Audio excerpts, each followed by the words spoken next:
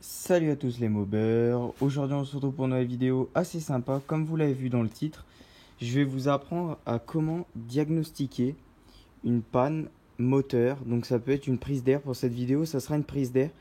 Dans la description, vous trouverez comment diagnostiquer une panne de compression, comment diagnostiquer une panne d'allumage et une panne, d'alimentation en carburant, donc par le carburateur.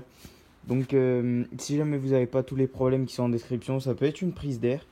Parce que pour qu'un moteur marche, il faut de 1 de l'allumage, de 2 de la compression et de 3 un combustible.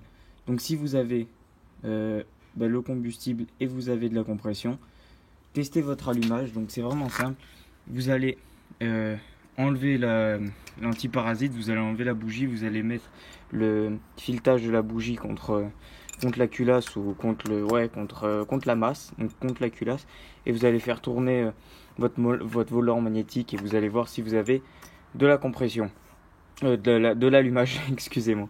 Et pour voir si vous avez de la compression, c'est vraiment simple. Vous allez tout simplement tout mettre en pression, donc vous allez laisser la bougie à l'intérieur bien vissée et vous allez tourner comme ça, et là on va voir si vous avez de la compression. Vous voyez, moi ça se voit que j'en ai, mais elle peut être bonne comme moi là, vous voyez, c'est une bonne compression, mais le petit souci c'est que je sais direct que j'ai une fuite. Moi je sais que j'en ai une, c'est une petite fuite de joint de culasse, mais je vais vous diagnostiquer déjà comment trouver une fuite, tout simplement comment trouver une fuite d'air. Donc il n'y a vraiment rien de plus simple.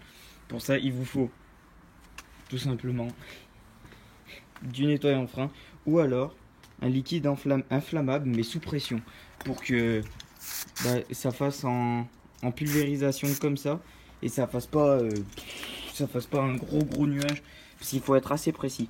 Donc là je vais vous faire voir moteur éteint, mais il va falloir l'allumer déjà. Votre petite mob, il va falloir l'allumer les copains. Alors une fois qu'elle sera allumée, vous allez prendre votre nettoyant frein, votre liquide inflammable. Faut pas que le moteur soit trop chaud, sinon ça vous explose la gueule, elle prend feu. Donc faites-le, venez démarrer là il n'y a pas longtemps et vous allez faire ça, ce test. Parce que si vous la faites alors que le moteur il est chaud, je pense que ça peut prendre feu. Enfin, il vaut mieux pas essayer. Donc vous allez prendre et vous allez faire comme ça, vous voyez, juste là sur mon joint de culasse de ce côté. Après on fera là jusqu'à ce que le régime moteur augmente. Et dès que vous voyez que le régime moteur augmente, ça veut dire que du liquide inflammable est rentré en plus de l'alimentation en carburant dans le cylindre, ce qui a fait que vous avez une augmentation de régime moteur. Alors c'est vraiment très simple. Maintenant vous allez la démarrer, donc là je vais mettre sur pause le temps de la démarrer et je vous reprends tout de suite et vous allez voir qu'il n'y a vraiment rien de plus simple. Donc vous allez faire, je vous dis ce que je vais faire comme joint avant de l'allumer, comme ça vous m'entendez bien. Donc je vais faire joint de culasse. Faites un peu quand même la bougie, le décompresseur. Donc la bougie au cas où, si jamais vous avez une bougie, excusez-moi de l'expression, mais un peu merdique. Faites-le quand même. Vous allez faire votre joint de culasse, votre joint d'embase, et c'est tout. Après vous pouvez faire votre bac de carbu ici, votre pipe de carbu. Après l'échappement ça sert à rien puisque forcément qu'il y a de la fuite.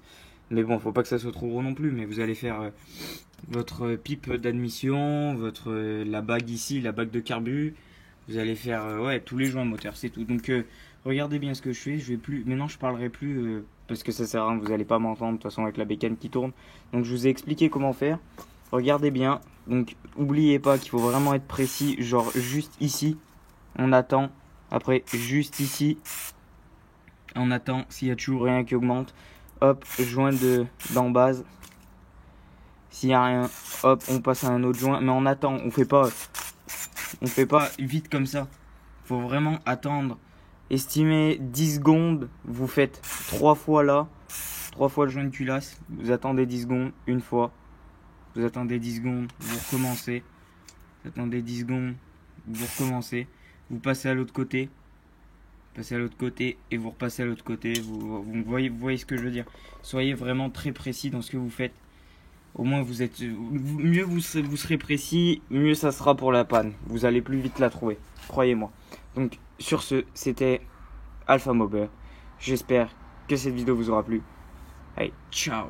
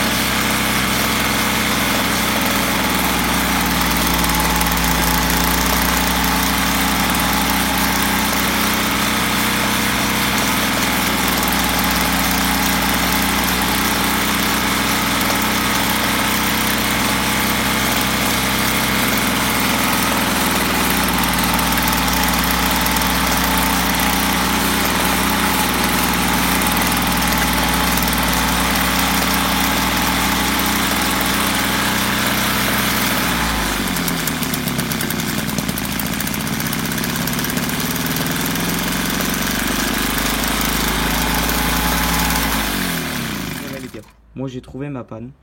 Ma prise d'air, elle est au niveau de ma pipe d'admission du carburateur. Vous voyez que quand j'en ai pulvérisé ici, elle tenait pas du tout. Pourquoi? Parce que j'ai pas mon joint entre les deux, donc parce que ça vient s'emboîter comme ça, et après vous venez serrer.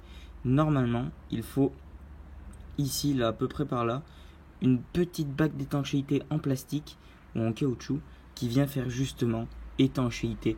Et moi, comme je l'ai pas, et ben vous voyez, j'ai mis du nettoyant en frein là, j'en ai trop mis pour le régime, donc comme j'en ai trop mis, elle a calé. Il y a eu une baisse de régime moteur, et comme il y a eu ça, elle a calé. Donc ça veut dire que en gros, il y a eu trop d'arrivées d'essence pour le régime qu'il y a eu, pour pas assez d'allumage.